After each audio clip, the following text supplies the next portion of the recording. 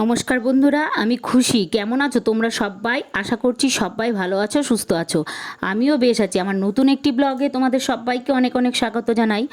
আজ কিন্তু শনিবার, আর দেখো ঘড়িতে এখন 10টা বাজে। আর আমি রেডি হয়ে নিয়েছি, সঙ্গে দেখো একটা বড় ব্যাগও গুছিয়ে নিয়েছি। কোথায় যাচ্ছি বলো তো? তোমরা দেখতে থাকো, অবশ্যই জেনে যাবে।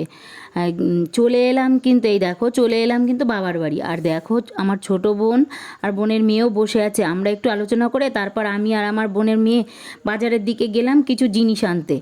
আর মেজো বোনও কিন্তু এসেছে, ও মেয়েকে নিয়ে ও গেছে রেল বাজারে। ও ও অন্যান্য কিছু জিনিসপত্র আনতে গেছে। তো দেখো, আরও হ্যাঁ, তোমাদের কিন্তু বলা হয়নি, আগামীকাল অর্থাৎ রবিবার আমার মায়ের বাৎসরিক কাজ। তাই এই লোকনাথ পুজোর দিন আর কি, আমরা 3 বোনই, আমাদের কোনো ভাই নেই, তাই আমাদেরই মায়ের সব কাজই করতে হবে। আর দেখো চলে গেলাম কিন্তু আমি বাজারে, আর বাজার থেকে সব কিছু কিনে চলে এলাম বাড়িতে। আর মায়ের ছবি দেখো এই এখন থেকে এই যেই ভিডিওটা তোমরা দেখবে সেইটা কিন্তু ওই কাজের দিন রবিবারের কিছু ক্লিপ তোমাদের সাথে শেয়ার করলাম। আর এই দিন আমাদের সকাল হয়েছে ভোর 5টায়, উঠেই ঘরগুলো পরিষ্কার করে নিলাম আর পুরো ঘরটাই ফাঁকা করে নিলাম, কারণ কাজটা ঘরেই করা হবে।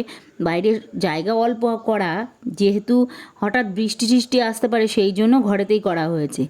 এমনিতেই শনিবার রাতে অল্প ঝড় বৃষ্টি হয়েছে, তাই ঘরের ব্যবস্থা করা হয়েছে। ঠাকুরমশাইয়ের অনুমতি নিয়েই আমরা যতটুকু পেরেছি ততটুকু গুছিয়ে নিয়েছি, আর পরে ঠাকুরমশাই এসে সব গুছিয়ে নিয়েছে। এইদিকে দেখো আমি তিলক দিয়ে মাকে সাজিয়ে নিলাম মায়ের ছবিটাতে, আর মালা পরিয়ে জায়গায় বসিয়ে দিলাম। আর দেখো মেজো বোন ওদিকে রান্নার ব্যবস্থা করছে, সবজি বানিয়ে নিচ্ছে, আর আমার সঙ্গেও কথা বলছে। দেখো আমরা মেয়েরা এই বিষয়ে খুব একটা জানি না, তাই দেখো সব কিছু গুছিয়ে নিতে খুব দেরি হয়ে গেল প্রায়। আর ওই ছেলে বলতে তো বাবা একাই, কিন্তু বাবা ঠিকমতো চোখে দেখে না, তাই বাবাকে কোথাও পাঠায়নি। যাই হোক, ছোটো বোন আর আমি মায়ের কাজে বসে গেলাম। আগেই বলেছি আমরা এসব সম্বন্ধে কিছুই জানি না, তাই কখন কি করব ঠাকুরমশাইকে বারবার জিজ্ঞাসা করেই করছি। আর তোমরা ভাবছো যে মেজো বোন কেন মায়ের কাজ করতে আর কি বসলো না। সেই মেজো বোনের শাশুড়ি আর কি 2 মাস হয়েছে পরলোক গমন করেছেন, তাই ঠাকুরমশাই বলেছেন যে ও ও এই কাজ করতে পারবে না আর কি। ওদের বাড়িতেও থেকেও বারণ করেছে, আর এখানকার ঠাকুরমশাইও বলেছেন যে ও করতে পারবে না। তাই আর কি ওকে তোমরা মানে কাজের সময় আমাকে আর ছোটো বোনকেই দেখতে পাচ্ছ, ওকে আর দেখতে পাচ্ছ না। মা কিন্তু পরলোক গমন করেছিল আগের বছর বৈশাখ মাসের 14 তারিখ। তো আমরা তো যেহেতু মেয়ে, আমার ছোটো বোনই মুখাগ্নি করেছিল। আর আমরা 2 বোন হচ্ছে আমার বাড়িতে আমি বড় আর কি। আমার বাড়িতে বসেই 2 বোন ওই 4 দিনের কাজ করেছিলাম, আর আমার ছোটো বোন ওই 11 দিনের কাজ করেছিল। তো যাই হোক, এই এখন বাৎসরিক করা হচ্ছে, তো এটা সম্বন্ধে তো আমরা ভালো জানি না, তাই যা কিছুই করছি ওই জন্যই ঠাকুরমশাইকে জিজ্ঞেস করে করে করছি। তো মায়ের বাৎসরিক কাজটা সম্পূর্ণ করে তারপরে মায়ের বারান্দা হবে, সেই জন্য তার সব কিছু গুছিয়ে নিয়ে আমি নিজেই করেছিলাম মায়ের সব কিছু। তো যাই হোক, সেইগুলো গুছিয়ে নিয়ে তারপরে একটা টোটো ধরে আমরা চলে গিয়েছিলাম নদীতে। সেখানে অনেকটা কাজ ছিল, সেই কাজ সেরে তারপরে 2 বোন স্নান সেরে তারপরে বাড়ি আসতে আসতে তখন বিকেল 5টা, সাড়ে 5টা মানে বেজে গেছে। আর রাত্রে দেখো ওই মায়ের কাজ উপলক্ষে কীর্তনের দলকে বলা হয়েছিল আসার জন্য, তো ওনারা তো চলে আসবেন। আর আমাদের দেখো এখনও কিছুই গোছানো হয়নি, কত কিছু গোছানো, চন্দন বাটা, ফল ফল গোছানো, ঠাকুর বসানো, ওই কর্ণিতায় এই ঠাকুরগুলো বসানো, সাজানো গোছানো, কত কাজ রয়েছে।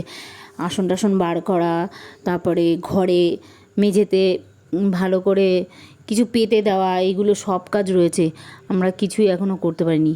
সারাদিন উপোস থেকে কাজ করে তারপরে এখন আর শরীরে দিচ্ছে না, তো তবুও করতে তো হবেই। এরই মধ্যে কীর্তনের দলের লোকেদের মানে 3-4 জন মতো ওনারা চলে আসলো আর কি। আর আমাদের তখনও কিছুই গোছানো হয়নি, তো তাড়াতাড়ি করে আমি আর ছোটো বোন মিলে ওগুলো সব গুছিয়ে নিলাম, কারণ মেজো বোন তো কিছু ধরবে না, এই সব কিছু ধরবে না, ও অন্য দিকের কাজগুলো করছে। এরই মধ্যে দেখো কীর্তনও শুরু হয়ে গেল। ওই 3-4জনই আগেই প্রথমেই কীর্তন শুরু করে দিল, পরে অনেক লোকজন এসেছিল। তো যাই হোক, এবারে দেখো আগের দিন আমরা ওই সেই গাঁদা ফুলের মালা কিনে এনেছিল মেজো বোন রেলবাজার থেকে 6টা-7টা।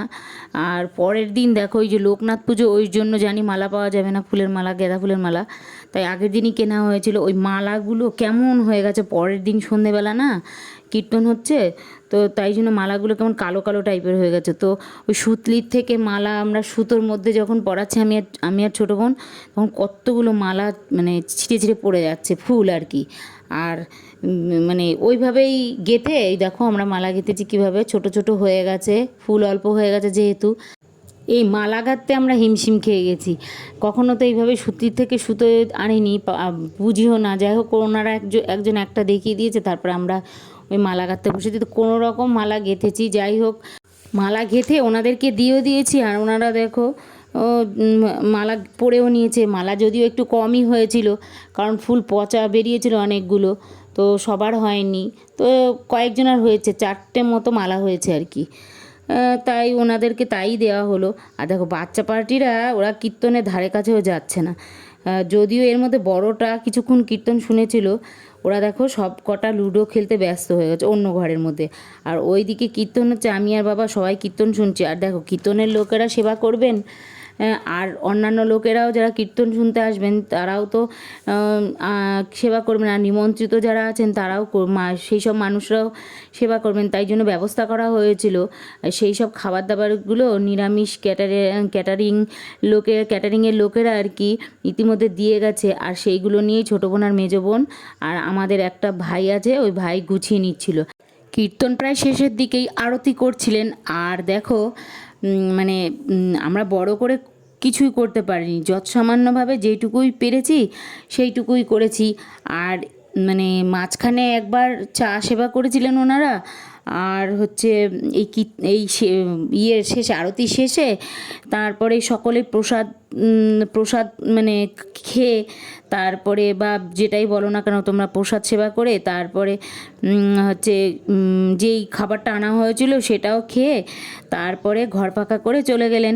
আর ওইদিকে দেখো আমার বোনের মেয়েও চলে গেল, কারণ ওদের বাড়ি তো খুব কাছেই, ওর কালকে ডিউটি আছে, ওই জন্য ও রাতেই চলে গেল একা একাই। একদমই কাছে বাড়ি, যদিও টোটো ধরবে আর চলে যাবে। যাক, আজকের ব্লগটা তোমাদের কেমন লাগলো তোমরা জানিও কিন্তু। আর সবাই সুস্থ থেকো, ভালো থেকো, আর আমাকে কিন্তু মনে রেখো তোমরা। গুড নাইট বন্ধুরা।